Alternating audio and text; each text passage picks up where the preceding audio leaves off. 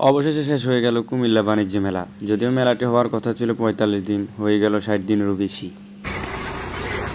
মেলাটি অনুষ্ঠিত হয় কুমিল্লা জাঙ্গালিয়া বাস স্ট্যান্ডের পাশেই। যেহেতু মেলার আজকে শেষ দিন, মানুষের সমাগম ছিল অন্য দিনের তুলনায় তুলনামূলক অনেক বেশি।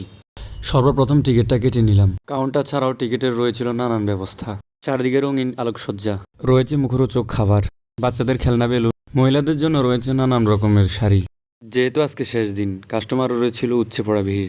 বাচ্চা, পুরুষ, মহিলা সহ নানান কাস্টমার। এছাড়াও মহিলাদের জন্য ছিল কসমেটিক্সের ব্যবস্থা, পাথরের নানান রকম কসমেটিক্স, অফার প্রাইজে টিভি, ফ্রিজ, ওভেন। বাসাবাড়ি সাজানোর জন্য রয়েছে ফুলদানির ব্যবস্থা, বাহারি ডিজাইনের ফুলদানি সহ নানান রকমের প্লাস্টিকের লতানো ফুল।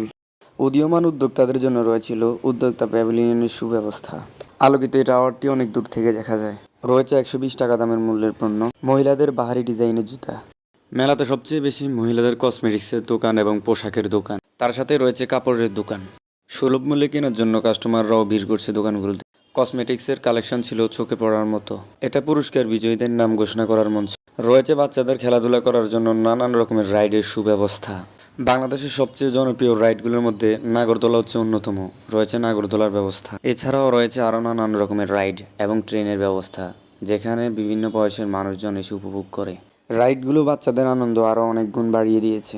তবে সমস্ত বয়সের লোকদের জন্যই রয়েছে চড়ার সুব্যবস্থা রাইডে। যেহেতু মেলার আজকে শেষ দিন, তাই দূর দূরান্ত থেকে মানুষ ছুটে আসছে মেলার প্রাঙ্গণে। এছাড়াও রয়েছে পুতুল, বাচ্চাদের প্লাস্টিকের খেলনা। মেলায় রয়েছে সব বয়সী মানুষের সমাগম। আগেই বলেছিলাম, যেটা সবচেয়ে বেশি সেটা হচ্ছে মেয়েদের কসমেটিক্স এবং পোশাক, বিভিন্ন পোশাকের সমারোহ।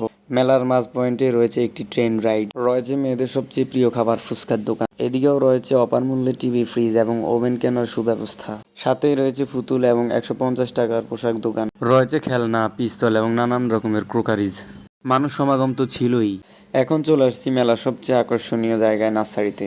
রয়েছে সুন্দর সুন্দর ফুল এবং নানান রকমের ফলের গাছ। অবশেষে মেলার শেষ দিন, আজকের মতো এখানেই ঘোরা সমাপ্ত করলাম। ধন্যবাদ সবাইকে।